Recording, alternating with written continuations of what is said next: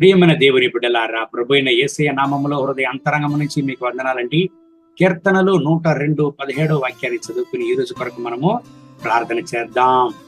ఆయన దిక్కులేని దరిద్రుల ప్రార్థన నిరాకరింపక వారి ప్రార్థన వైపు తిరిగి ఉన్నాడు. దిక్కులేని వారి యొక్క ప్రార్థనను నిరాకరించే దేవుడు కాదు మన దేవుడు.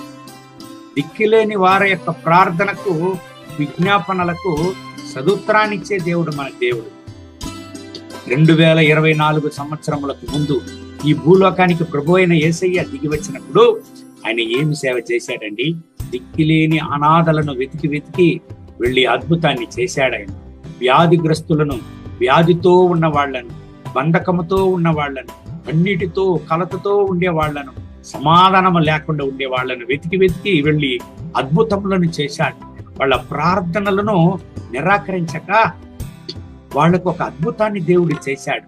వాళ్ళ కన్నీరును తుడిచాడు దేవుడు. ఎందుకండి? ఆయన దయగల దేవుడు, ఆయన కరుణగల దేవుడు, ఆయన దయగల దేవుడు. ఈ ఉదయకాల సమయంలో మీ మనసులో ఒకవేళ ఒక ఆలోచన మీకు ఉంటున్నదా? అయ్యో, దిక్కులేని వ్యక్తిని నేను, నాకని ఎవరు లేదే, అందరూ నాకు ఉన్నట్టే ఉన్నారు, కానీ నన్ను విచారించి నా హృదయంలో ఉండేటువంటి కార్యములను విచారించి నన్ను ధైర్యపరచడానికి గాని, నాకు ఆలోచనలు చెప్పడానికి గాని ఎవరు లేరే అని మీరు ఒకవేళ బాధపడుతున్నారా? ఈ రోజు మీ ప్రార్థన వైపు దేవుడు తిరిగి ఉన్నాడు. మీ ప్రార్థనను ఆలకించే దేవుడు ఆయన. మీకు సదుత్తరాన్ని ఇచ్చి మీ ప్రార్థనను ఆలకించి ఒక అద్భుతాన్ని చేసే దేవుడుగా ఉన్నాడు. ధైర్యంగా నుండి దేవుని బిడ్డలారా, ఈ దేవుని వాక్యాన్ని బట్టి దేవుడు మిమ్మల్ని ఆశీర్వదించి ఈ రోజంతా నడుపును దాకా కళ్ళు మూసి ప్రార్థన చేద్దామండి.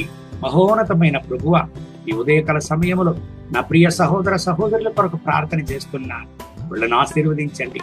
అయినా నేను ఒంటరిని, నాకని ఎవరు లేదే, అయ్యో నేను దిక్కులేని వ్యక్తిగానున్నాను, నన్ను విచారించడానికి ఎవరూ లేదు అని ఏడ్చేటువంటి ప్రతి ఒక్క బిడ్డను కూడా ముట్టండి. వీళ్ళ కన్నీళ్లను తొడవండి. మీ యొక్క కృపా కనికర వీళ్ళ పని దిగివచ్చును గాక. వీళ్ళ యొక్క ప్రార్థనలకు సదుత్తరాన్ని ఇవ్వండి నాయన. మహిమ, ఘనత, స్తుతి మీకే.